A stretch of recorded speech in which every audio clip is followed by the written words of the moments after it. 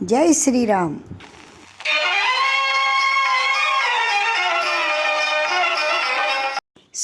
సోదరీమణులందరికీ ఝాన్సీ ఆధ్యాత్మిక ముచ్చట్లకి స్వాగతం, సుస్వాగతం. ఈరోజు మన గీతావాహిని ధారావాహికలో అష్టావక్ర గీతలో జనక మహారాజు ఇంకా ఏం చెప్తున్నారు, అందుకు బదులుగా అష్టావక్రులు ఏం ఉపదేశించారో విందాం. ముక్తిని కానీ వైరాగ్యాన్ని కానీ నిలబెట్టుకోవాలంటే 4 విధాలైన మార్గాలను అనుసరించాలి. ఒకటి సాధన, అహంకారము, వినాశనము, లయం చేసుకోవటము అంటూ చెప్పిన తర్వాత జనక మహారాజు వేరొకటి ఉంది అన్న భావన ఉన్నప్పుడే కదా మనలో అనేక సంకల్పాలు, అనేక భావాలు కలిగేది. అంతా పరమాత్మ స్వరూపమైనప్పుడు ఇక ద్వైత భావం ఎక్కడి నుంచి వస్తుంది? అందువల్ల లయం చేసుకునేది, వదిలేది కూడా ఉండదు. ఇంకొక మాటగా జనక మహారాజు అహో చిన్మాత్రమేవాహం ఇంద్రజాలోపమం జగత్ అతో మమ కథం కుత్ర హేయోపాదేయ కల్పన. మహానుభావ, నాకు చాలా ఆశ్చర్యంగా ఉంది, అద్భుతంగా ఉంది. శుద్ధ చైతన్యంగా మాత్రమే నాకు నేను కనిపిస్తున్నాను. ఈ జగత్తంతా కూడా ఇంద్రజాలంలా కనిపిస్తోంది. అప్పుడు నాలో సంతోషము, విచారం అంటూ ఏమి ఉండవు కదా అంటూ చెప్పారు. అందుకు అష్టావక్రులు, జనక మహారాజా, నీవు చెప్పిందంతా నిజమే. అయినప్పటికీ ఎప్పుడు చాలా జాగ్రత్తగా ఉండవలసినవి బంధము, విముక్తుల గురించి.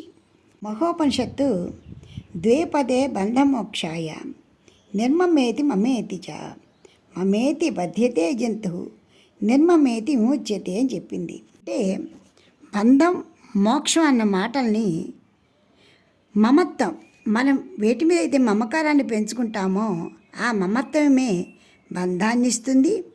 వేటి మీద అయితే మమకారాన్ని వదిలేసుకుంటామో అదే ముక్త స్థితి ఇస్తుంది అని చెప్పడం జరిగింది. అదేవిధంగా యోగ వాసిష్టం కూడా భావనాశనం మోక్షో బంధోహి దృఢ భావన. ఆలోచనలు నశించడమే ముక్తి, ఆలోచన ప్రవాహంలో కొట్టుకుపోవడమే బంధము అని చెప్పడం కూడా జరిగింది. అష్టావక్రులు ఏమంటున్నారో చూద్దాం. జనక మహారాజా, తదా బంధో యథా చిత్తం కించిద్వాంఛతి శోచతి కించిన్ముంచతి గృహ్ణాతి కించిద్ దృశ్యతి కుప్యతి. మనస్సు దేనిని కోరినా, దేనికోసమైనా ఆలోచించినా, ఆమోదించిన, నిరాకరించిన సంతోష విచారాలను వ్యక్తపరిచినప్పటికీ కూడా బంధములో చిక్కుకున్నట్లే. అదేవిధంగా తదా బంధో యదా చిత్తం సక్తం కాస్వపి దృష్టిస్సు. ఇంద్రియగోచరమైన ఏ వస్తువు మీదైనా కోరిక ఉంటే అది బంధమే. అలాగే యదా అహం బంధనం తదా, అహంకారం ఉండటమే బంధం అవుతుంది.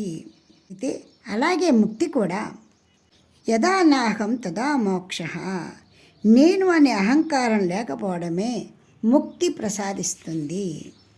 అదేవిధంగా ఇంద్రియ గోచరమయ్యే వస్తు ప్రపంచంపై నిరాసక్తిగా ఉండటమే ముక్తిని కలిగిస్తుంది. తదా ముక్తిర్యదా చిత్తం న వాంఛతి న శోచతి న ముంచతి న గృహణాతి న హృష్యతి న కుప్యతి. మనస్సు కోరికకు, విచారానికి లోను కానప్పుడు, సంతోష విచారాలని పొందనప్పుడు, ఆమోదము, నిరాకరణ, క్రోధము వీటికి దేనికి కూడా వశం కానప్పుడు ఆ మనసు ముక్త స్థితిలో ఉన్నట్లే. మాత్రమైన ఇంద్రియ గోచరమయ్యే విషయాలపై దృష్టి మరలితే బంధము ఉన్నట్లే. న మోక్షే నభసః పృష్ఠే న పాతాళే న చ భూతలే సర్వాశా సంక్షయే చేతః క్షయోయో మోక్ష ఇతిష్యతే. ముక్తి అనేది చతుర్దశ భువనాలలో ఎక్కడా లభించదు. మనసు ఎప్పుడైతే శాంత స్థితిని పొందుతుందో అప్పుడే ముక్తి లభ్యమైనట్లు. కామాన్ని జయించాలి, కోరికలు లేకుండా ఉండాలి. అదేవిధంగా ఆలోచన ప్రవాహాన్ని ఆపాలి. అప్పుడే మనసు తన యొక్క స్వరూపాన్ని కోల్పోయి శాంత స్థితి అంటే ముక్త స్థితి పొందుతుంది.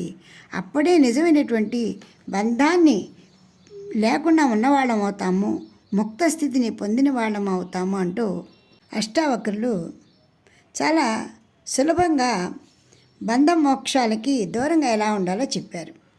అంటే మన సొంతము కానీ, మన సంసారంలో కానీ, బాహ్య ప్రపంచంలో కానీ మన ఎదురుగుండా ఎలాంటి సంఘటనలు జరిగినా నిమిత్త మాత్రంగా సాక్షిభూతులై చూస్తూ ఉంటే మనకి ముక్తి లభించినట్లే. గురించినటువంటి ఎలాంటి ఆలోచనలు ఉండవు అని అష్టావక్రులు చెప్తున్నారు. అయితే ఇది మన జీవితాలకి చాలా కష్టమైన విషయం. కాకపోతే ఆ సమయానికి మనం బాధపడ్డా అంతా భగవదేచ్ఛ ప్రకారం జరుగుతుంది అనుకో నిమిత్త మాత్రంగా బ్రతకటమే నేర్పరితనం. వచ్చే సంచికలో నిర్లిప్తత, ఉదాసీనత గురించి అష్టావక్రులు చెబుతారు.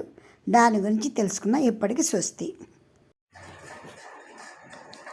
మీకు ఈ వీడియో నచ్చితే లైక్ చేయండి, షేర్ చేయండి, సబ్స్క్రైబ్ చేయండి.